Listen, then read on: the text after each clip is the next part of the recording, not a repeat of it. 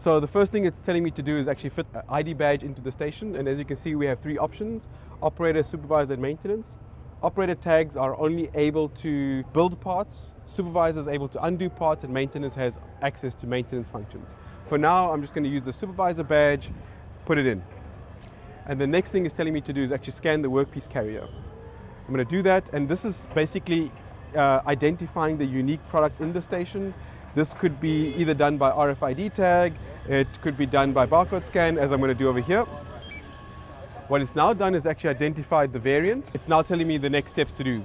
It's telling me that I can actually go pick components, but you see it doesn't work unless I've actually got the safety gloves on. So this is one way we can ensure that our PPE is being used correctly. So once I've got the gloves on, it's obviously telling me that I can pick the component out the bin. If I go into the wrong bin, it starts flashing red, telling me that I'm in the wrong bin. If I go to the right bin, it obviously tells me I've picked the right part. So then it's telling me very clearly on the screen to fit the first bolt. I'm going to fit the first bolt and then press the virtual button. As you can see, it's actually not a physical button, it's actually a virtual button. We're using computer vision to determine the position of my finger over that virtual button. It's now telling me to fit the second bolt, which I'm going to do. Press the virtual button, and then it's going to tell me to pick a different kind of bolt from the second bin. Detected that, it's telling me exactly where to put it, and I can put it in the right position. Then press the virtual complete button. What it's now telling me to do is obviously pick the right socket, and as you can see I've got two options of socket. I need to pick socket 1, it's telling me socket 1. If I pick the wrong socket, it detects that, and it's actually not telling me, it's not allowing the station to continue. So it's kind of like a digital pokey yoke.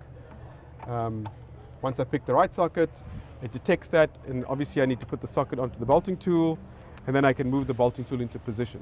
Important to note here is that the bolting tool is completely disabled, and I need to go to the right position in order to enable the bolting tool. So the yellow flashing light is telling me where to go.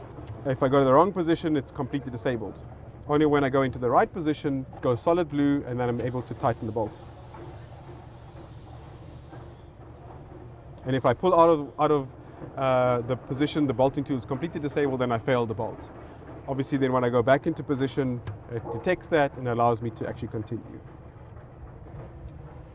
And then similarly, I need to tighten the second bolt. So when I go into position, the tool is enabled. If I go to the previous one, it's completely disabled, only enabled when I go to the right position. And this way we're able to control the sequence in which you tighten bolts. And this is all done by the computer vision system we call ODIN Phantom. It's not telling me to put the socket back. Obviously 5S is really important, making sure we put the tools back in the right positions.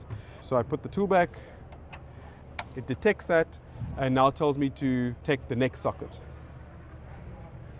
I've taken the next socket, and it's now telling me to bolt the bolts. So similarly, put the socket into position. Again, the tool is completely disabled. If I go to the wrong position, it's completely disabled. Wrong position, completely disabled. When I go to the right position, it's enabled.